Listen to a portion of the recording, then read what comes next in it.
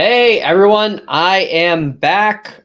Before we get this thing started, I want to, as always, quickly check Facebook, make sure that we are live. And let's see here. Okay, live we are. Fantastic. So, yeah, little, want to make sure, give people a little bit of time to file on in here. So, where the heck have I been? I'm Larry Pershing, by the way, for those who don't know me, because man, with the group's growing, we're over 4,000 members now. Love to see that people are interested in Roth conversions and retirement planning. So again, I'm Larry Pershing. I have my own financial planning firm, Optimum Retirement Planning. I'm a financial advisor, specialized in retirement planning, but that's not what this presentation is about. So basically, where have I been? Well, my wife and I, we bought a house in November. Still haven't unpacked my office, but I do have books on the shelf here now, finally. And in January, at the very beginning of January, my friend Andy Pinko, he had me on his podcast, Retirement Planning Education. Highly recommend, if you guys like retirement planning podcasts, to check out his podcast. I was on there at the beginning of January, and I had just had a flood of people reach out to me. A couple of you from this group reached out as well, which was great. So I was just busy helping a bunch of folks. But luckily, I've come up for air now. I'm back here, and hopefully you all can hear me. Let me know if you can hear me in a comment. That would be great. Oh, David said, howdy. Hey, David, as always, thanks so much for coming. Most consistent person who comes and contributes excellent content. Actually, David was also on Andy's podcast, the Retirement Planning Education podcast. I think David was on in February, maybe January, but his podcast episode was excellent, had a great Medicare tip, if I'm remembering correctly, at the end. So I would all recommend that you guys come hear it. And thank you, sir, or ma'am, for letting me know that you guys can hear me. That's good to know. So I was busy with that. If you're looking to work with a financial advisor, I have some openings again. So let me know if you're interested. But anyways, today we're going to be talking about Roth conversions. And the genesis of this is this white paper that actually David Foltz, the man I was just talking about, he's posted this white paper in the Facebook group. I don't know, like a month or two ago. And I was familiar with this white paper. It had come out in the late teens, maybe like 2017, 2018. And it was really, really good. But then David posted, they made an updated version in 2022, flew under my radar. And I looked at this thing and I was amazed because they had improved on their analysis from the first time. They had Roth conversions, Monte Carlo analysis. Like I was sold. So I had a grand old time looking into this. I think you guys are really going to appreciate some of the insights this white paper has about Roth conversions, and hopefully it'll help you reduce your taxes and increase your after-tax wealth. So let's jump into it. But first, got to do my quick disclaimer here. All this information, educational nature. Before taking any action on your specific situation, always talk with your tax, legal, or investment professional. Okay, now we got that fun disclaimer out of the way. Let's jump into it. And you know what? I'm thinking, we can go through the PowerPoint, but I kind of want to just like run through the white paper with you guys. I'm going to do something a little bit different here. I'm going to share my screen here, and you should be able to see the white paper. And yeah, I'm just double checking. Yep, you guys can see, and that looks like you can read it fairly easily. So white paper came out in 2022. And it talks about this better approach to Roth conversions. And I feel like they kind of called me out here. Not that these Vanguard people actually know who I am, but they're like, they say right here, actually, let me highlight this for folks so you can see it. The rule. Oh, wait, that's great. That's not great. Let's try yellow. The rule of thumb has been that higher tax rates make a conversion more desirable while lower ones make it less so. Yeah, I mean, I wouldn't call that a rule of thumb. I would call that like a fundamental first principle of Roth conversions. But and we're going to get through this, they're going to show you some examples where even though you're in a higher tax rate today when you think you're going to be in the future. So even though you're going to be in a higher tax rate today, you're expecting lower tax rates in the future, higher tax rates today. There's some examples where sometimes Roth conversions can still make sense. So this is a little bit more advanced stuff. This is like Roth conversions to 201. We're not a 101 here, but we're still going to go through the basic 101 principles. So even if you're just hearing about a Roth conversion for a first time, you're going to learn a lot from this. And if you know a lot about Roth conversions, you might learn something new as well. So let's jump through this here. And let's go to the next page. So the decisive factors for investors who are considering doing Roth conversion has typically been current versus future tax rate expectations. Absolutely. I'm in like full agreement here. That's what it's all about. Is you essentially kind of want to think of Roth conversions as, hey, are taxes on sale? If so, I want to pay my taxes now while they're on sale. And the way you have to do that is you have to figure out what your marginal tax rate is today on any income you recognize doing a Roth conversion. All Roth conversion is pulling money out of an IRA, sticking it into a Roth IRA. So you have to think, well, hey, if I pull money in my IRA account now, what's that money going to be taxed at? What tax rate? And there's stealth taxes, so it's pretty complicated. But you can know what taxes you're going to face on money you pull out of your IRA in this year. You can know that. It's complicated to figure out. It's hard to, but you can know it. But then you also have to think about, well, okay, what future tax rates am I going to face? If I leave money, if I don't do this Roth conversion, just leave the money in my IRA, eventually I'm going to have to pull the money in my IRA because the government has something called required minimum distributions, beginning at age 73 or 75 for folks, if you're not already taking it.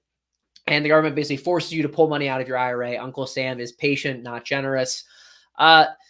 So if you just leave money in your IRA, it's going to grow, but then you have to pull money out. Well, what tax rates are you going to face in the future? And obviously that's a guess, right? You can't know for certain what it is, but you can come up with, I think, reasonable estimates. And of course, I think that the estimate should be probably a little bit broad because we don't know what tax rates are going to do.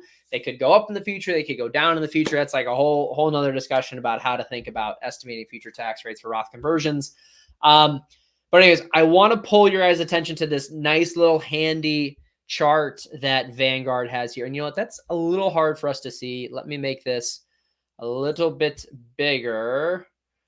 Okay, and that should be easier for everyone to see. Yes, okay. So, and this gets into this fundamental premise of, well, hey, wait, why are we thinking about tax rates today versus the future for Roth conversions? Like what the heck is up with that? Well, this example, I think they did a pretty good job of showing you guys. So here I'm going to walk you through it. Here's what they're talking about. So imagine you got $6,000 and you can contribute it into a traditional IRA or a Roth IRA. And we're not worried about pre-tax. This is a pre-tax IRA contribution, not an after-tax IRA contribution. Okay. So we're just talking about normal, excuse me, $6,000 pre-tax contribution traditional IRA. So if you put $6,000 into a traditional IRA, then you're not going to have to pay any taxes on that when you contribute right here. You don't pay any taxes right here, right? So the full $6,000 gets to go into the traditional IRA. So that's one option. Option number two, put it into a Roth IRA. Now they're assuming you're facing 35% tax rate. So you got to pay $2,100 to get it. You have to pay $2,100 on this income. And the remainder of that, $6,000 minus $2,100, $3,900 gets you into the Roth IRA. Okay. So again, traditional, because it's a pre-tax, this is a deductible contribution. You don't have to pay taxes at the time you put money into the traditional IRA versus the Roth IRA. You pay the taxes up front. Right here, this is a 35% tax rate. And so the remainder, $3,900, gets into the Roth IRA. Okay. So you're starting out with way less money in the Roth IRA, but important but here, excuse me, Roth IRAs, tax-free growth. And you can see that right here. And I gotta put this in green because this is beautiful. This is why people do Roth IRAs. Oh, can't see that. Any tax rate, no matter what tax rates are, you know they're assuming 20 years, a 6% annual rate of return. So assuming you use the same investments in your IRA or your Roth IRA, no matter what the tax rate is in the Roth IRA, we know in 20 years we earn 6%. It's going to be worth $12,500 because Roth IRA, sweet tax-free growth. Unfortunately, not so for the IRA, and that's where things get more complicated here. So remember, IRA, you don't pay taxes at the beginning. You're kind of saying, hey, you're kicking the can down the road here. So the 20 years, same 6% rate of return, your pre-tax value before taxes ends up $19,243. Okay, that's your value of the IRA account. That's what you see on your statement. But what you see on your statement is not what you get with your IRA.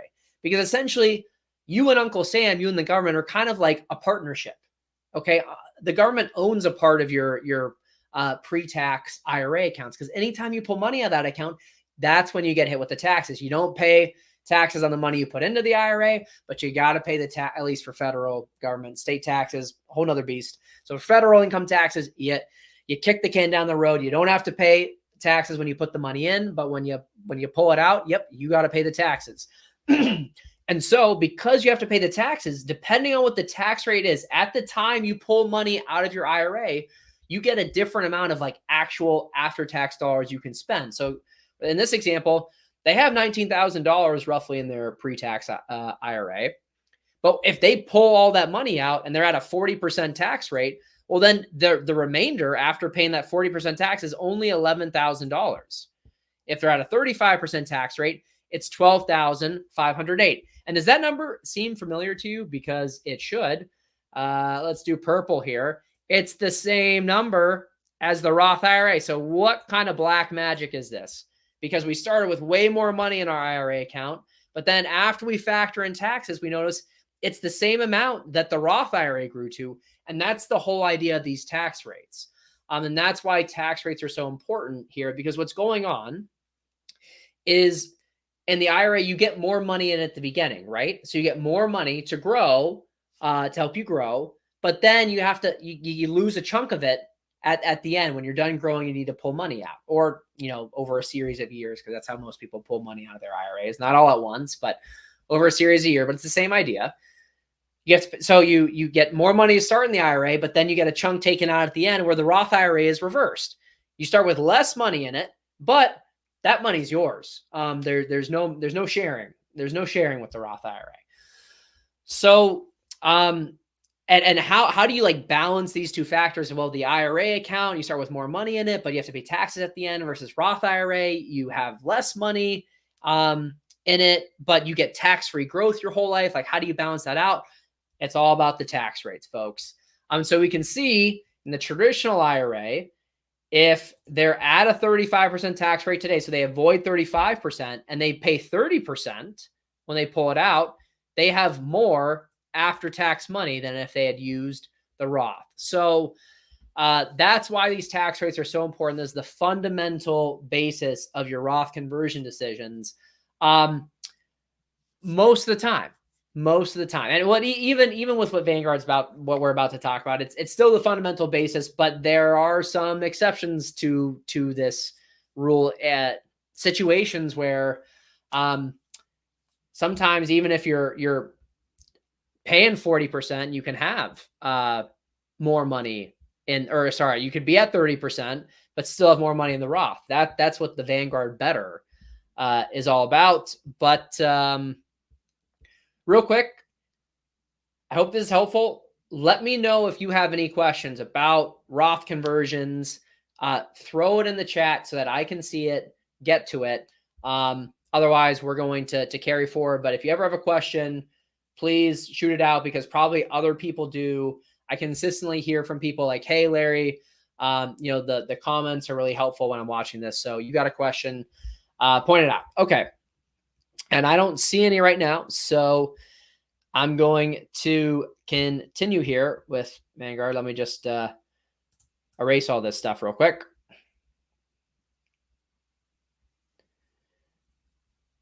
Okay, so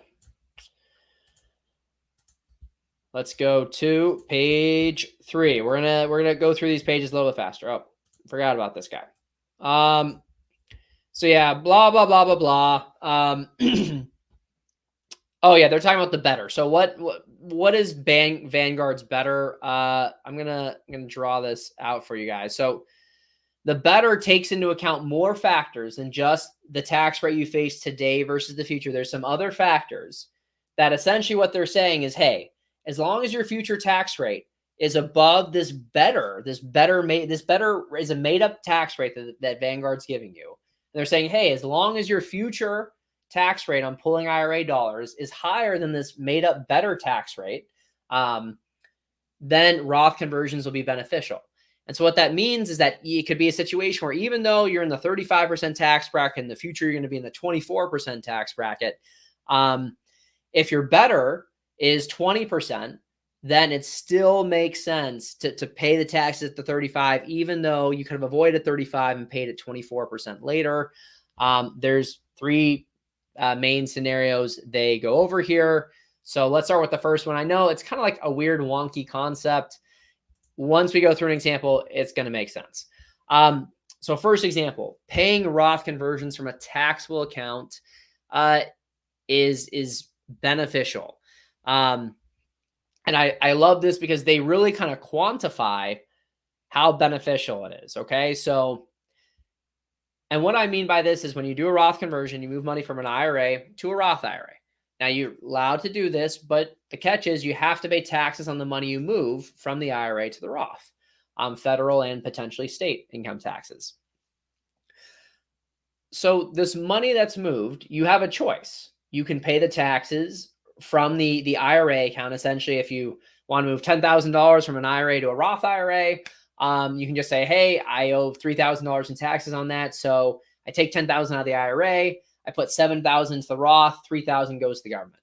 Now, if you're under age 59 and a half, be really careful about this because you can get hit with the 10% early withdrawal penalty by doing this. So generally, if you're under age 59 and a half, you want to be really careful about doing Roth conversions unless you have the money to pay the taxes with outside funds. So alternatively, going back to that $10,000 example, you can move $10,000. Oh, and I should say, you take $10,000 out of the IRA account, you're going to have to pay taxes on the full $10,000. But if you need the IRA money to pay the taxes, then you pay taxes on the full $10,000. You send $7,000 to the Roth IRA, and then $3,000 goes to the government. $3,000 of taxes goes to the government. So alternatively, what you can do is I pull $10,000 out of the IRA and I just stick it into the Roth IRA.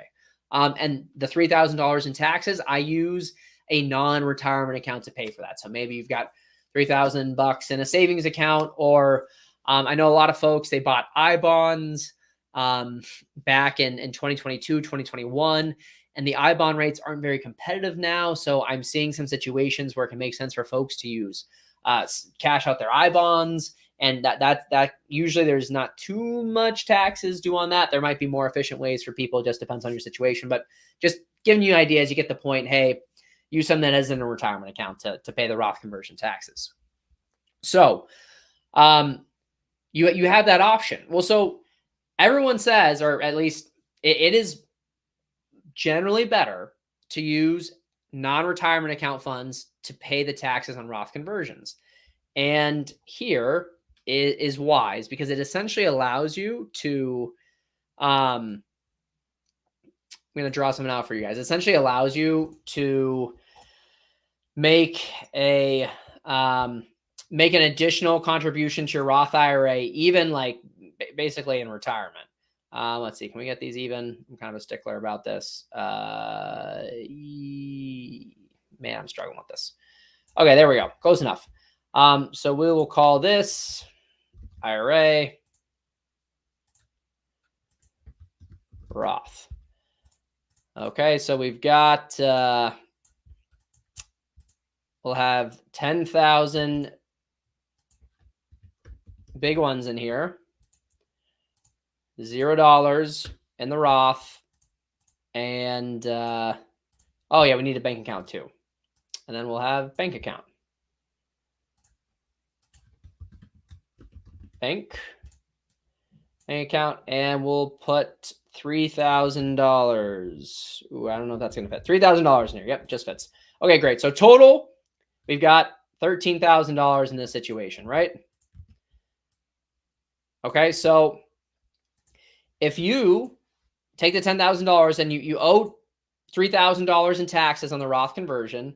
Let me do conversion taxes equals 3,000. Then you take 10,000 and you're going to need to send. You're going to need to send 3,000 to the government. And the remainder, 7,000, goes in here. Okay. That's one way to do a Roth conversion. Second way to do a Roth conversion, again, same situation, owe 3,000 in taxes, is to say, hey, I'm moving all this into the Roth. Oops. Oh man, my circle zeros are not great. So we move, so second situation, we move all 10,000 to the Roth, and we just send the money from the bank account to pay taxes. Okay, so look at the net. So in both situations, we start out with $13,000. And to end in this situation, we have $3,000 left over in the bank, $0 in the IRA, $7,000 in the Roth. I'll make that a little bit more clear by Xing that out. So we're left with $3,000 in the bank, $7,000 in the Roth. We're left with $10,000. But in this second situation where we use the $3,000 in the bank to pay taxes, then we're left with $0 in the bank, $0 in the IRA, and all $10,000 in the Roth IRA. So even though you can't technically contribute money, if you use non-retirement account funds to pay the taxes on a Roth conversion, it's almost basically like a Roth, like contributing money to your Roth IRA. Now, my fellow nerds are going to say, whoa, Larry, a Roth conversion is not like contributing to a Roth IRA. You're absolutely right. But that there's some technical withdrawal rules about how a Roth contribution and Roth conversion is different. We don't want to get into that. I think the main point here is just that, hey, if you look at this, look at these two scenarios. At the end, would you rather have $3,000 in a bank account and $7,000 in a Roth, or just $10,000 in a Roth IRA? Well, you always want $10,000 in a Roth IRA, right? Because it's tax-free growth in here. I mean, this is a party over here. Roth IRAs party, tax-free growth. Bank accounts, you pay taxes on that interest each year. I mean, it's great to earn interest, but still you have to pay taxes on it. You could just have $3,000 if you needed $3,000 from your bank account because you're going to go, I don't know, your furnace broke and you need a new furnace, but furnaces cost more than $3,000. That's the closest thing I can come up with. You need a new furnace. You want the $3,000 in cash, just stick it in your Roth, and any interest income you earn, you get tax-free. I mean, it's kind of a no-brainer. So that really important concept here. This is what we're talking about. Okay. So now let's go back to the Roth diagram here. Okay. So back to better, whole roundabout loop there. So taxes paid from the IRA. So current situation, 35% marginal tax rate. Okay. If we pay taxes from the IRA, then the better rate, which is essentially, hey, at what rate are you no better or worse off doing a Roth conversion if your future rate is equal to this better rate, then you're no better or worse off doing a Roth conversion. That's 35%. And that's the case if you just do a Roth conversion and use taxes from the IRA to pay for the conversion taxes, then whatever current marginal tax rate you face, the better will always be the future same marginal tax rate. What I mean by that is I'll go back here to show you guys because I think this is going to make a lot of sense. Remember this diagram? Yep. Remember how $6,000 at 35%, it equaled the same amount here? That's what I'm talking about, because the Roth, you paid 35% upfront today, and then you took it out, or traditionally you avoided 35% today, but you took it out 35% at 35% later, then it's kind of the same. You're indifferent between the two scenarios. If your tax rate is higher today than it will be in the future, you have a lower tax rate in the future, then you can see all of a sudden not doing Roth conversion is beneficial. And if your future tax rate is higher in the future than it will be today, so you do the Roth at 35%, you end up at 12,500, and that way you avoided the 40% tax rate you would have in the future, higher tax rates in the future, then the Roth is better. So the here we go. So the better situation, again, current marginal tax rate 35%, future marginal tax rate equals current, then you're always, it's going to be a wash if you pay the taxes from the IRA. But now look, they said, well, what happens if you pay the taxes from a tax efficient portfolio? We'll get into what they mean by tax efficient portfolio. All of a sudden the better drops to 29.6%. So what do they mean here? Well, what they're saying is that you're facing current marginal tax rates at 35%. Okay. So the current tax rates aren't changing, but your future tax rate, as long as your future tax rate is higher than roughly 30% in the future, then it's still beneficial to do a Roth conversion. If you get down to 29% future tax rates, probably shouldn't do it. But at 30%, you're still going to get a little bit of benefit from doing it. Now, I would say this is probably too close for comfort. If you really think you're going to be at 30%, and we're calculating 29.6% as the break even, you're getting very little benefit. And if you're wrong, and remember, we're forecasting the future, it's easy to be wrong. I'd want a little bit more margin of safety than that. But the idea here, the key important point is that, look, you're at 35% and your future marginal tax rate you think is going to be 30%. I've been, I say this to everyone, that's probably not a good idea. And it probably isn't a good idea. But if you can use taxes, if you can pay the taxes for the Roth conversion with outside accounts, non-retirement accounts, then there's an argument to be made. You could actually benefit from it. Because again, when you do this, when you pay taxes with outside accounts, again, I showed a bank account here, but imagine this was really an investment account.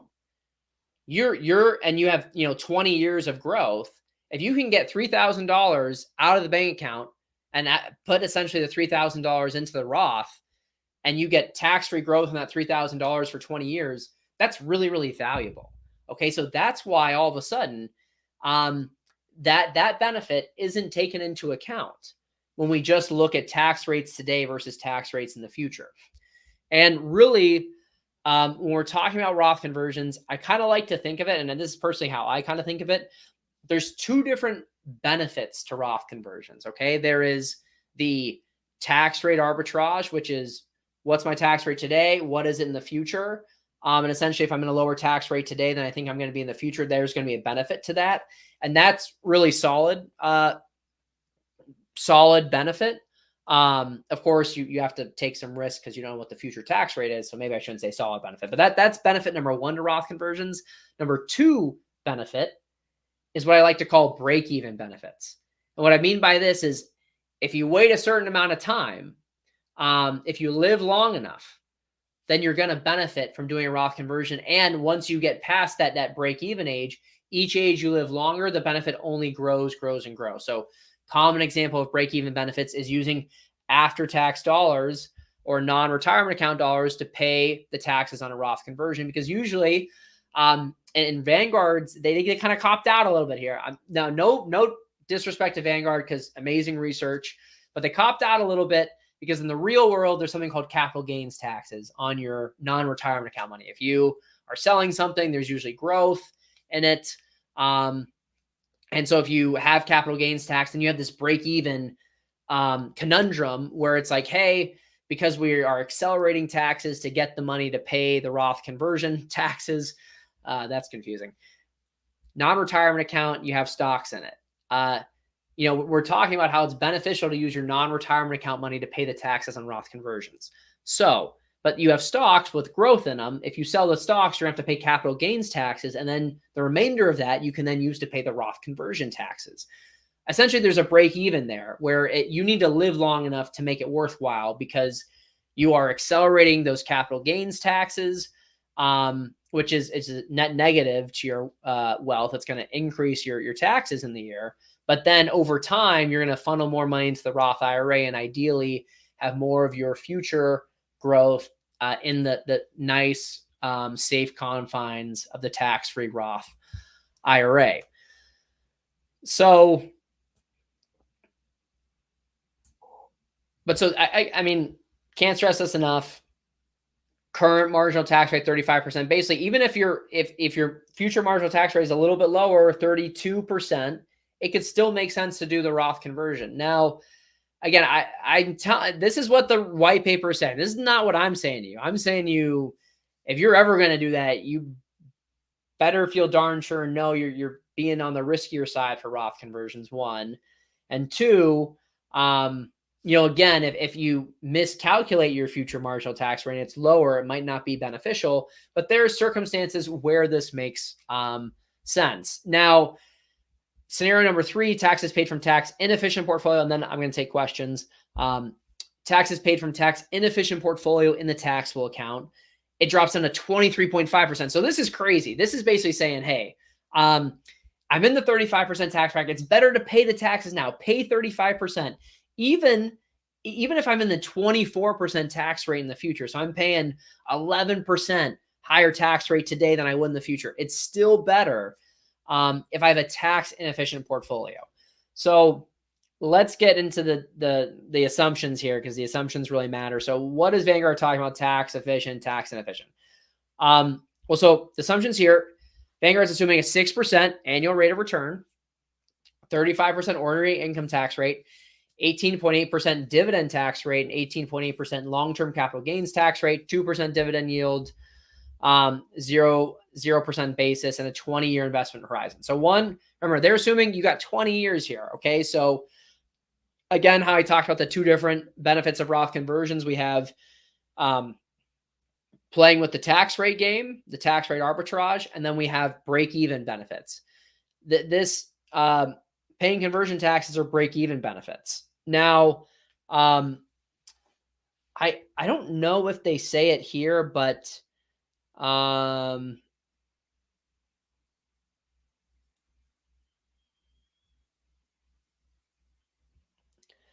here's the thing. They don't tell us what the how much growth is in the account when they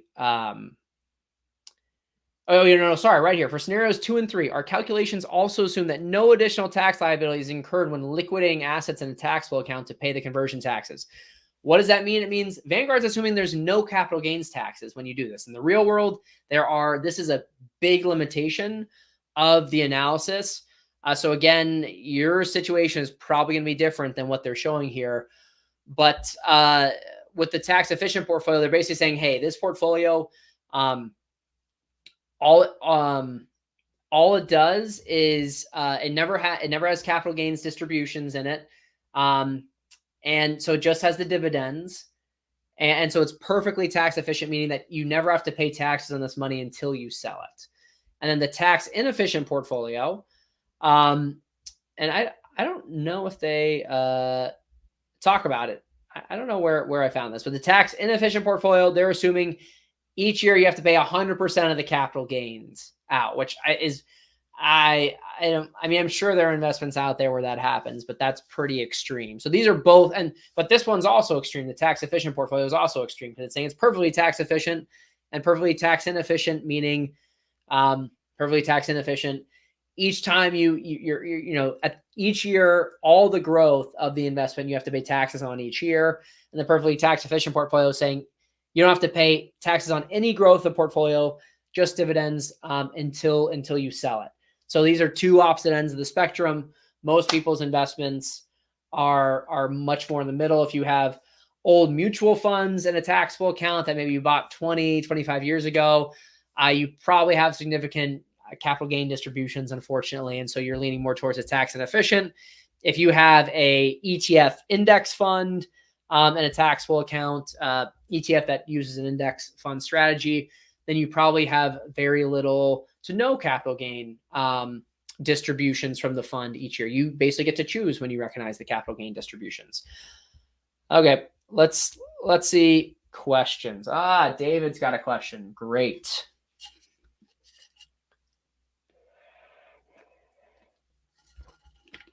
Okay, let's pull them up. During the past months, several financial planners have used a rule of thumb for Roth conversions that 10 years should be the holding period for a Roth conversion to come out ahead. Thoughts? So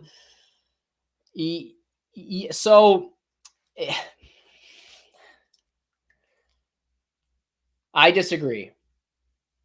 Technically, the holding period for a Roth conversion could be 10 days.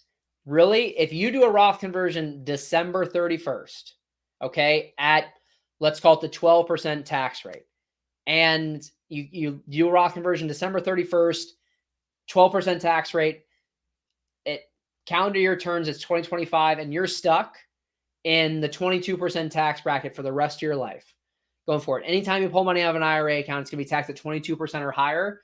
Then you just made money on your Roth conversion. Full stop. That is absolutely correct. So again, when they're saying this rule, and I get where they're coming from, but I think this is the danger in the Roth conversion, is that when they're saying this 10-year period, they're counting on break-even benefits. The break-even benefits are, hey, if I pay money from my taxable account, I have to pay some capital gains to access this after-tax money, this non-retirement account money. I sell some stocks, pay some capital gains, whatever, or some bonds that have capital gains in them, which if you have bonds that have capital gains in them, large capital gains, great for you. I got distracted with that bond capital gains one there. So if you have to pay these capital gains, then there's a break-even period where if you don't live long enough, or you don't hold the money in the Roth long enough, you're not going to benefit from the Roth conversion. That's dangerous because it all depends on how long you live. And there's other break-even benefits too. And I see people getting really aggressive with this because another big benefit to Roth IRAs, no RMDs. And Vanguard doesn't talk about this, or at least they don't. I couldn't find them explicitly mentioning, so I'm just going to assume they're not factoring in the RMD difference. But for retirees, RMD difference is huge for Roth conversions because you get money into a Roth IRA. There's no RMDs on Roth IRAs. You're not required to pull money out each year. While traditional IRAs, you bet you got to pull money out each year. So that's another break-even benefit. Those are kind of the main two break-even benefits, I'd say, for Roth conversions. Sorry. Some people like to get really aggressive and say, hey, if I convert enough from my, do enough Roth conversions early on, I will avoid certain IRMA, Medicare premium tax increases. I'll avoid some of those by doing enough Roth conversions because I'll reduce my RMDs low enough, my income low enough where I won't get hit at the IRMA bracket and my Medicare premiums will jump up. And so that's another break-even analysis. And then some other people get really aggressive and they say, hey, Larry, if I convert all my IRA money, I just convert it all, I won't have to pay taxes on my Social Security. I'll have no RMD income and my only other income will be Social Security. And it's going to take a while for that to really become taxable at all. So basically, I'm going to have like a tax-free retirement, man. Like, why should I not do this? And again, that's a huge break-even analysis. And of course, Social Security has major funding issues. Social Security going to take a 25% haircut in about 10 years until Congress acts. Congress is they're going to do something. It's highly likely that the Social Security system we have today is going to be changed in some way, and they probably will change the way Social Security is taxed for folks within the next 10 years. So you're making a big bet that that's staying exactly the same. I wouldn't feel comfortable with that. But so there's all these break-even benefits again, and that's why financial planners are saying, hey, you got to get the Roth conversions are a long-term thing. They're a 10-year thing. And I agree with them. Good Roth conversions done right basically benefit you each year. And you can think of Roth conversions as a multi-decade investment in reducing your taxes over your lifetime. We're talking about lifetime tax planning. This is not a year or two, even though the benefits of a Roth conversion could literally, you could benefit from a Roth conversion after one day. On the extreme example I said, of December 31st of one year, and then the next year you have higher tax rates the rest of your life. You just saved yourself X dollars of taxes. And that benefit will only compound on itself over time. So that's the other thing. Roth conversion benefits. People can throw out really extreme numbers for Roth conversion benefits. And it's like, yeah, if you live 30 years and you do a good Roth conversion, yeah, you can save a lot of money. But there's a lot of ifs, ands, and buts with that statement. I also hate when I see people talk about when people say, hey, the benefit of Roth conversion is because you're going to save $200,000 of taxes over your lifetime. You could reduce your taxes by $200,000 with a Roth conversion and still be poor. And that goes back to that first thing I showed you on Vanguard, the very first page. I'll go back to it. Nope, second page. This right here, right? You can, by paying the Roth, and waiting 30 years, you can avoid all sorts of taxes. But look, this traditional IRA, $0 in, right? $6,000. You start with $19,200. You end up with more after-tax money at a 30% tax rate. So that's $13,470. And that means you paid taxes on a pre-tax value of $19,243 minus $13,470. That's $5,780. So that's, let's see, that's paying $3,600 more in this 30% scenario, $3,600 more over your lifetime in this scenario than the Roth, and you end up with more after-tax dollars. So just because a Roth conversion saves you taxes doesn't mean it actually benefits you. This is the way I see people sell Roth conversions. I think is highly unethical and just bad. So don't do that. And be careful if anyone's telling you, hey, this Roth conversion is going to save you $100,000 over my lifetime. So what? How does Roth conversions increase my after-tax wealth? That's the question you want to ask, because that's really all that matters. So great question, David. Sorry, you got me rolling there. Yeah, I was ranting raving there for a bit. Sorry, guys. Okay, same tax bracket for years after retirement. Normally a wash, but still better to do Roth conversions for hair's sake or no. My Roth account will be taxed when my hair is correct. I'd be paying the tax from non-IRA account. Okay, great question. And this exact question. This is exactly what they're saying in this scenario here, where if you have money you can use to pay the taxes for a Roth conversion, because again, what the commenter said is they said, hey, I think my current tax rate is going to be roughly the same that I'm going to face in the future, the rest of my life. Okay. So my tax rates are roughly the same. So if you have after-tax dollars, especially ones with low capital gains embedded in them, then you could still benefit from doing a Roth conversion, even though your tax rates are equal today versus the future, because of the benefit of using non-retirement account money to pay the taxes on the Roth conversion with. So that was your first part of your question. But still better to do Roth conversion for my heirs' sake.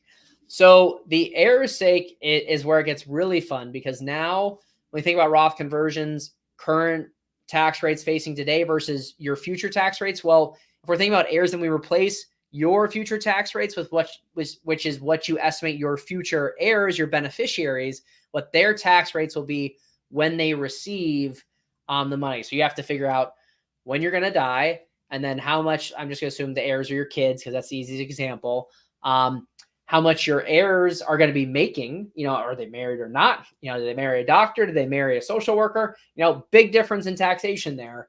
And you're going to have to, make a guess on your heirs' tax rates. And again, that also really depends a lot when you pass away, right? Because you pass away at the beginning of your retirement, your heirs may be your kids may be in their 30s, or maybe even in their 20s. But if you have a nice, long, healthy retirement, you live to we'll call it, late 80s, early 90s, and your kids are in their late 50s, early 60s, they could be earning really great money. And then now they get hit with this whole retirement thing. So it's difficult to say that. But your Roth account, it will not be taxable to your heirs. It will pass tax free. Now they have to take money out of the Roth within 10 years. And I can't remember with the Secure Act if the Roth IRAs have an annual distribution requirement to them as well. I think they do, but don't quote me on that. I can't remember if you have to, but anyways, Roth, you still, all the money's got to come out in 10 years, just like traditional IRAs. And you said I'd be paying the tax for my non-IRA account. That's why I got to read the whole question before answering. So just be careful though, because if you're paying the tax from a non-IRA account, like you're using cash, great, because you have no tax consequences. But if you have to sell a bunch of stocks, for example, that might not be great, because you sell the stocks, you have to pay capital gains tax on it. If you had just left the stocks alone and pass them on to your heirs, you could get the step up in basis, which is basically the government just forgives all the growth in your stocks when it gets passed on to your heirs, and they don't owe any taxes on any of the growth in stocks. So it kind of turns stocks into a little bit of a Roth account, except future growth is still taxable to heirs. So yeah, that's a fun question. Hope that was a helpful answer. But yeah, this is where it really depends on your situation, because if you have a highly appreciated stock, it might not make sense to sell it because you have to pay so much capital gains. And then also too, I'd say it depends on your health, and how long you think your retirement's going to be. Because, again, if you think your retirement's shorter, then you only have a couple years, you might not want to sell any stocks because your heirs can just get the step up in basis. And of course, the risk though about relying on the step up in basis, if you think you have a nice long retirement, 20, 30 years, they could get rid of the step up in basis, or they could cut it off for a certain wealth level, net worth. Obviously in the country right now, it's a big political issue of, hey, how do we get the rich to pay their fair share? And I don't mean to degrade any person, regardless of how you feel. It's a topic of conversation in the country, and many folks are looking at like, well, how do we get rid of the so-called tax breaks for the rich? Step up in basis is a huge loophole, and so it would not surprise me if in the next 20, 30 years that goes away, especially because originally they made that step up in basis, meaning, hey, all growth in a stock is forgiven when the heirs get it. The heirs don't have to pay any capital gains tax on it, because people used to have paper records. So someone, when they came up with this rule, if you had somebody who was born in 1900 and they owned stocks for 60 years, they passed away in 1960, like, good luck finding the piece of paper from 1900 when they bought the stock, what it was worth. Like that was way too hard. But nowadays, anyone who's bought stocks since 2012, the government requires a record of an electronic record. It's electronically kept. So there's basically no excuse why step up in basis needs to, it was there for a practical reason, and that practical reason is gone. It's really, we all know what the cost basis of stuff is. Now, obviously you still have folks who bought shares in 1960, and that's an issue. And how do you do that? That happens to me with clients all the time.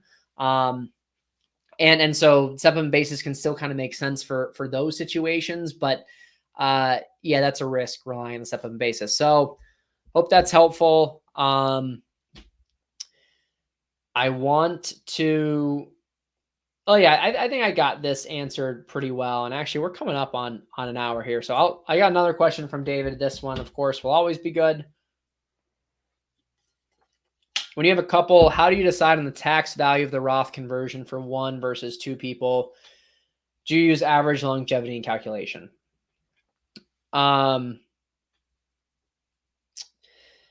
So I don't,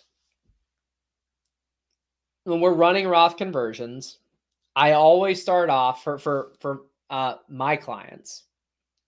I always start off with, hey, forget about the break-even benefits. Forget about, paying taxes from outside account, or, avoiding RMDs or IRMA or anything like that. what's the tax rate we're facing today? What's our estimated future tax rate in the future here? Um,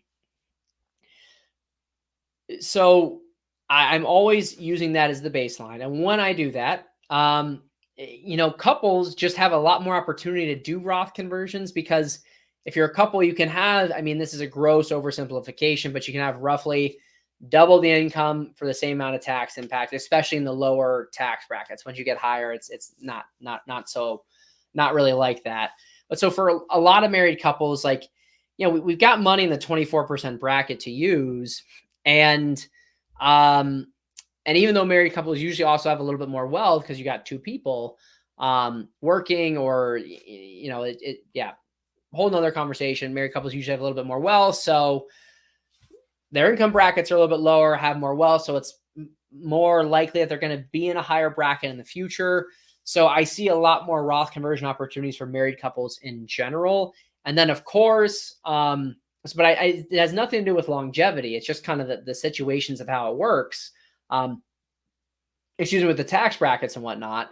But then also too, with married couples, you have another big benefit to Roth conversions, which is what, David, I know you're alluding to here, is your tax brackets essentially get cut in half when someone passes away. Again, it's an gross oversimplification. Tax code's complex, but for the same amount of income, tax rates, or I should say for a married couple, tax rates actually double if a spouse passes away. So when we have two married couple and we can convert at these low tax rates, we're also protecting against what happens if one spouse passes away. Then that surviving spouse, now their tax rates shrink, meaning the same amount of income that you're married, you're going to pay roughly, again, gross oversimplification, half the taxes of a single person. Single person has $100,000 of income. Maybe they pay, I don't know, $15,000 in federal income taxes. It's not going to be that high. Let's say 12. I'm just making a number up. For $100,000 married couple, you have $100,000 as a single individual. Then you're going to pay probably $24,000. Again, it's a gross, it's not dollar for dollar like that, but the point remains. Now, of course, a single person might not need to have as much income, but again, later on in retirement, which is more likely when people are to pass away, when you're older, you also have usually less control over your income because you've got Social Security and then you've got RMDs coming out of your IRAs, and the RMD train, once it gets rolling, you kind of can't stop it. So married couples also, it's kind of like a built-in hedge against that. And that kind of tilts the odds in their favor to do a little bit more conversions. But again, I am really hesitant to recommend to clients to do Roth conversions that rely on them living for X amount of years. Because basically what we're it's already a risk with Roth conversions on what future tax rates are going to be. That's a big enough risk. And then we're throwing in, well, hey, Jane, if you don't live, until age 78, if you don't live the next 10 years, then this Roth conversion is going to hurt you. That's hard for me to sell for clients. I want to make sure I help them, not, I want to make sure I help their situation, like the Hippocratic Oath, do no harm. Not that I'm a doctor, but I think you get the point that, we want to try and maximize the odds of reducing the burden of taxation during your lifetime, increase your after-tax wealth. And so I'm not a big fan of relying on somebody living for X amount of years to get benefits from Roth conversions. But occasionally I get a client, they want to be really aggressive, and I will, tell them, yeah, I mean, you've got to live X amount of years if you want to be this aggressive. It could be beneficial. And they're adults. They'll make the decision that they think works best for them. So that's fine too. One other thing I want to make about this point is the benefit of Roth conversions decreases the more of a Roth conversion you do in a year. So let's say you can predict the future, and that the way to minimize your taxes is to do $100,000 of Roth conversions in a year. Well, probably the way it works is like the first $50,000 of Roth conversions gives you 80% of the benefit, and the last $50,000 gives you that last 20% of tax savings of benefit. So it's like, as you do more Roth conversions, it takes more and more of a conversion amount to get the same benefit, the same tax benefit, the same tax savings from the conversion. So that's another kind of factor I want people thinking about, because I mean, well, especially look, I'm a professional. I'm talking to everyone out here, so I'm going to be conservative when I'm talking to, the public about things. But even then, like Roth conversions, in my opinion, generally like it pays to be conservative. So thanks for the question, David. I basically just didn't answer. Well, no, I guess, yeah, I don't really use average longevity. There's just factors to consider, but it's kind of more on a case by case basis, and it's hard to quantify the benefits of hedging against one spouse passing away and the surviving spouse having higher taxes the rest of their life. Difficult to quantify. It's considered, but it's not. I have no hard and fast rule or numbers with it. Okay, due to the benefit of ACA subsidies, I am forgoing conversions for 5 years until Medicare. Okay, I will draw down a little bit each year to live on instead. Am I missing anything? Also, is it worth doing conversions later in life as we approach 70? So I really, I'm glad that I'm seeing this. I'd say like 80, 70% of people I help that are going for the ACA premium tax credit benefits. It doesn't make sense to do Roth conversions, or we're doing like really minimal, like couple $1,000s. Like it's not moving the needle sort of conversions. It's a nice to have, but it's not a big needle mover.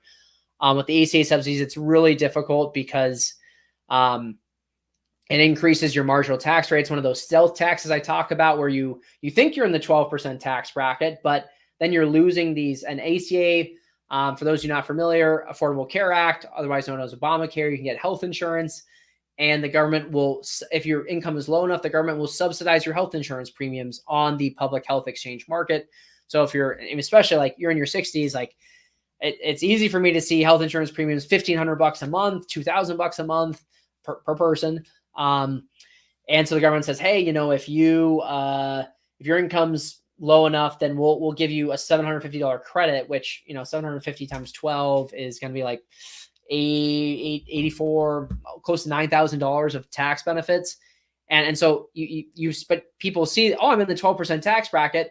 Well, I want to do a Roth conversion. Everybody said 12% tax bracket. Well, oops, like I forgot that as my income raises, that reduces the amount of premium subsidies I get from the government for my ACA tax credits. And that's kind of a stealth tax there. So I'm in the 12% tax bracket when I factor in the laws of ACA premium tax credits. Really, I might be in the 22%. I've seen like 25% because the ACA has these weird little bumps and spikes to it. But anyway, so, most of the time that makes sense. But again, your situation could be different. You could be in the minority. And usually that's the case where it makes sense for Roth conversions with my married couples, and we've got one person on Medicare, one person not. We already have this baseline where they need to have so much income. So we're really just kind of at the tail end of phasing out the ACA premium subsidies. And sometimes we just say, we'll bite the bullet and do the conversion.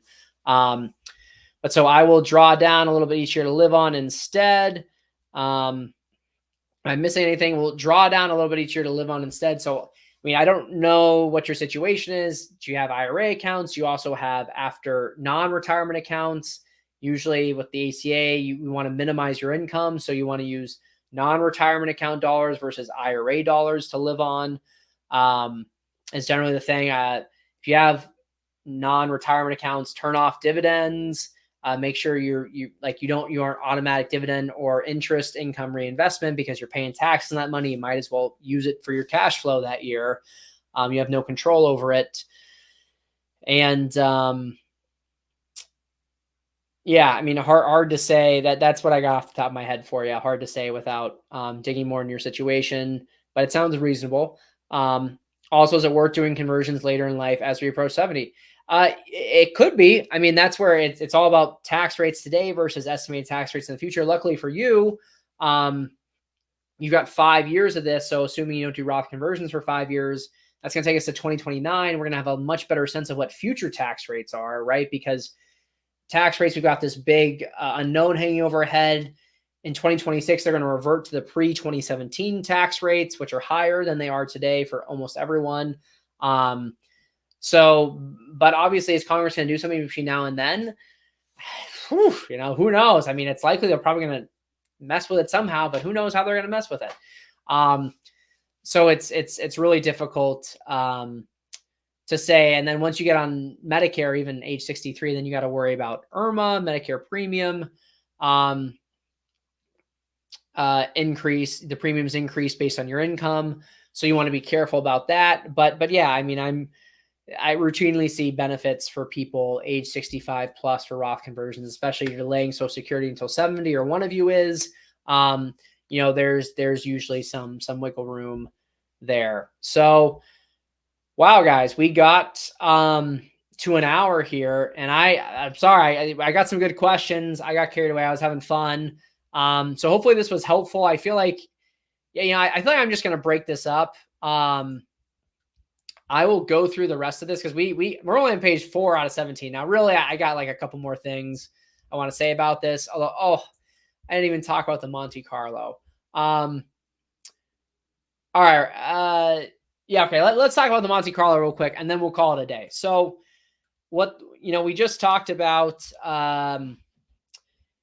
our non-retirement accounts, using taxes from the non-retirement accounts to pay the taxes for the Roth conversions. And basically it's like, hey, wow, if you have a really tax inefficient portfolio, there can be some serious benefits to this. AKA, you have those mutual funds that are kicking off capital gains distributions each year. It's almost like, yeah, you got to pay some taxes to get out of it. But excuse me, the Roth conversion can really help, even if you're in a higher tax rate than you will be in the future.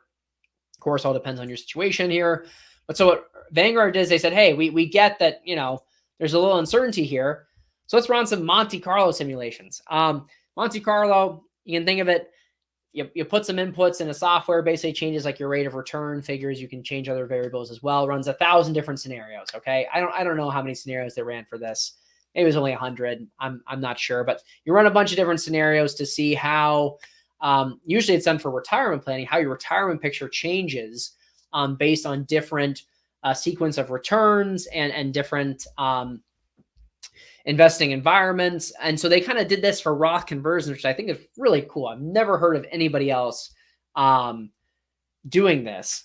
And so what they said is, hey, again, this better rate, which is saying, hey, as long as your future estimated tax rate is higher than this better rate, which their better rate here is 26.5 is the median. So as long as your future estimated tax rate is higher than this, even if you're at a current 35% marginal tax rate, it could still make sense to use after-tax dollars to fund a Roth conversion. Basically saying you can still get some benefit from it. So it might pay to be a little bit more aggressive in this scenario. And they're showing you based on a 60-40% stock bond portfolio. And so you can see that, hey, and now they're kind of factoring in, well, investment markets don't average 6% each year, right? Wouldn't that be nice if we just knew the stock market gave us a clean 7% each year? I wouldn't have a job, but it would be a net benefit to everyone.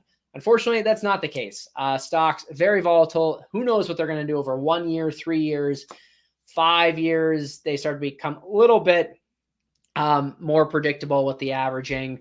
10 years, more predictable, but still there's risk, there's uncertainty there.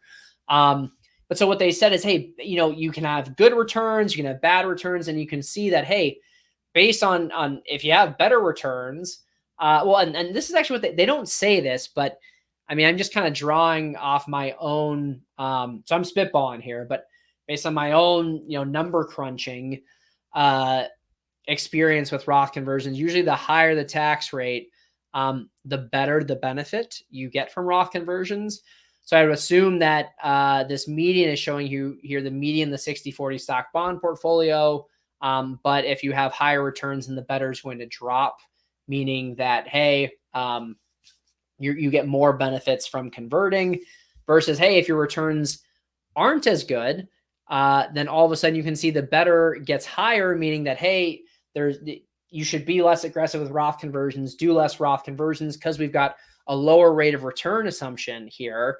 And so I think it's really cool that we can kind of see like, hey, we got a median of 26%, but even with all these different scenarios they're running, you can see that the better rate, I mean, okay, it's moving around a decent amount, actually. I shouldn't say there's no movement. we can see on the one hand here, if we kind of cut off, I forgot I got my handy dandy pen. Yeah, red's good. We kind of cut off it here. That's probably, this chunk is probably like, I don't know, like 40% of scenarios. And then we can see over here, this is 30% tax rate, better rate, but let's go with like 28% is, well, it's hard to say where 28% is in here. It's probably like around here, 28%, cuts it off.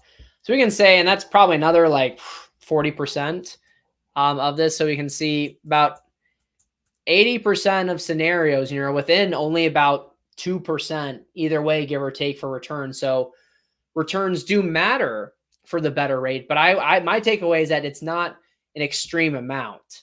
If you're estimating it, your future marginal tax rate is going to be 26.5%, and it ends up that you're at 28%, like that's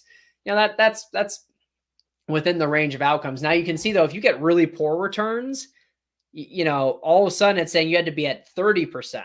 So you can see this little tail here, it gets a little dicey if you get bad returns. All of a sudden,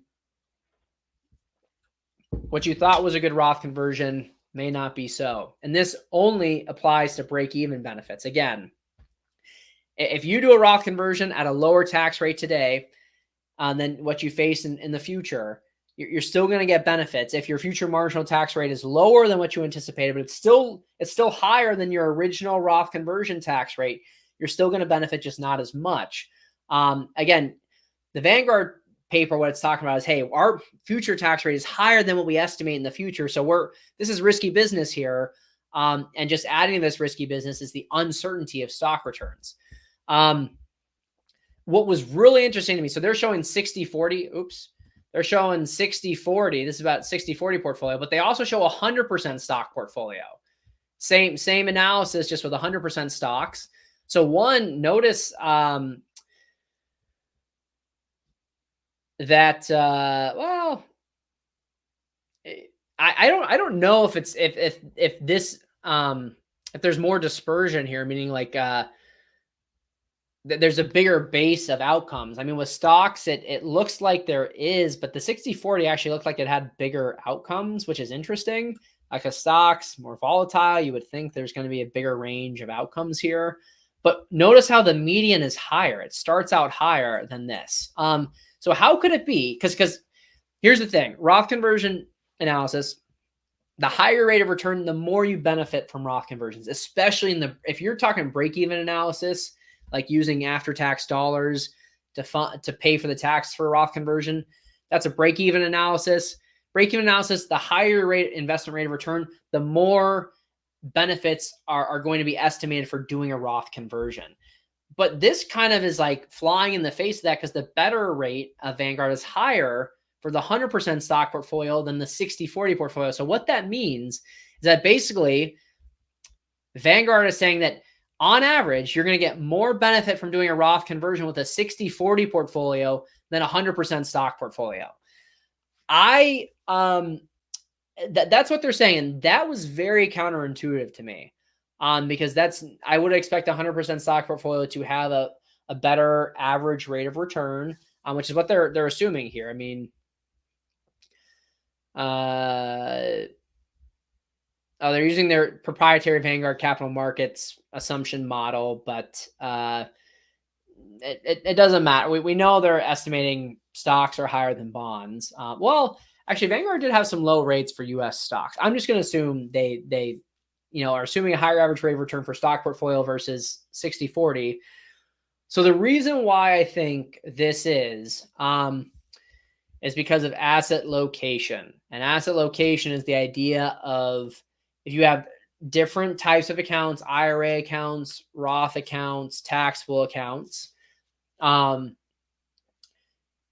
you can reduce your lifetime taxes by pairing your investments with the right type of accounts on a tax basis. So what do I mean by this? Roth IRAs, tax-free growth. You want to put your highest returning investments in your Roth IRA. You want to fill up the Roth IRA with your highest returning investments. That's usually stocks. And you have a little bit less stocks in your IRA account. So I'm not saying you change your investment strategy. Still, if you want to do a 60% stock, 40% bond, overall 60% of your portfolio will be stocks, but maybe your Roth is 100%, your IRA account is only 30% stocks because you have 100% stocks in your Roth, for example, and you add those two up, you get 60%, sort of deal. So what I think happened here is that this asset location benefit kind of got thrown into this analysis. And again, I'm just total conjecture. I could be totally off, because it was counterintuitive to me. If you have any ideas, I would love to hear them on why you think this is the case. But I'm thinking that some asset location benefits got in here because if you have a 100% stock portfolio, there's no asset location benefit to doing a Roth conversion. But there is if you have a portfolio composed of stocks and bonds and you put all stocks in the Roth account, then there's a slight benefit. And this is one of those break-even benefits to Roth conversions as well. It's well, yeah. I mean, it's smaller and it's nerdy, so I don't want to confuse much people with it. They also did this. Okay, one more thing, and then I got to get off here. It's 8:10. You guys are probably tired of me, and I'll continue this next week. Because we're having fun here, I think. So we'll finish this up next week, but I'll probably run through this part at the beginning real quick, but I want to show you guys again. So then they did it. Okay, somebody commented, well, it's all 35% tax brackets. Well, that's right, but hey, they showed you 24%, which is I think a lot closer to what most folks are dealing with. Well, I mean, yeah, mathematical certainty that most people are facing the 24 versus the 35%.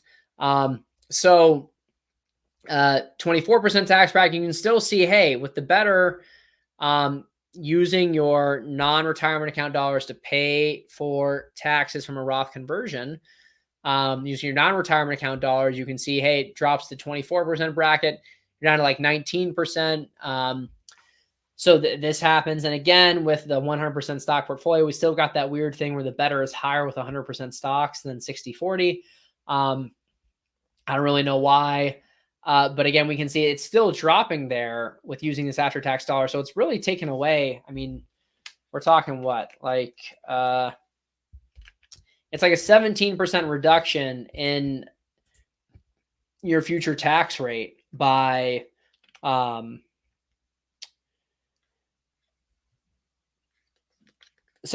reduction, or 17 to 20% reduction, depending on what tax rate you're in, by using your after-tax dollars to pay the Roth conversion taxes. So it enhances your Roth conversion benefits for the most part. So I found this really interesting that, even if you think you're going to be that your current is 24%, as long as you assume you're going to face a higher tax rate in the future of higher than, we'll call it 20%, then it could make sense to use your after-tax dollars to pay for the Roth conversion money. And obviously you can do this, but what's interesting is that 24%, 19.4, so that's a 4.5% difference here on these two, right? The better is 4.5% less than the current marginal tax rate. And the better here, 26.5, is 8.5% less than the current marginal tax rate. But this drops substantially from 35 to 24. And the better, like the difference between the two, didn't drop as much, which is interesting. So I wonder if that would hold if we went down to 12%. Well, I assume the lower your tax rate, the better it will approach the lower tax rate, because it has to approach it at zero.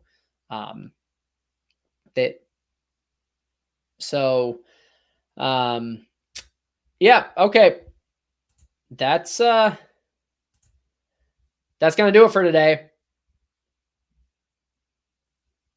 So I appreciate it, guys. Again, thanks so much for sticking around. We'll jump back on this. I'll do part 2 on this. And I don't know, maybe this was too nerdy for folks. Let me know. I see someone said, David, I'm lost in the 100 versus 60-40. I'm Larry. David Foltz is the man, though. I don't know if you're talking to David or me, but appreciate all you guys. Let me know this is helpful, not helpful. I've got a YouTube video. I'm took a break from content because I just got so swamped with people reaching out, but I want to create more content for you guys, not just about Roth conversions, especially with the YouTube channel. I want to talk about all different sorts of things for retirement planning. So stick around for that. Appreciate you all. And I will see you guys. Well, I don't know if it's going to be next week. Might be 2 weeks. But and yeah, I'm going to do one of these a month. At least one of these a month. That's what I'm sticking to here. So weekly, I'm struggling to go back to because I've been so busy, but once a month would be great. And yeah, guys, thanks so much for joining. If you need a financial advisor, know someone, happy to help them. But again, I just like creating free content for you all. So this is fun. Everyone, take care. See you all in a week or two. And so be careful of those Roth conversions. Take care, guys. Bye.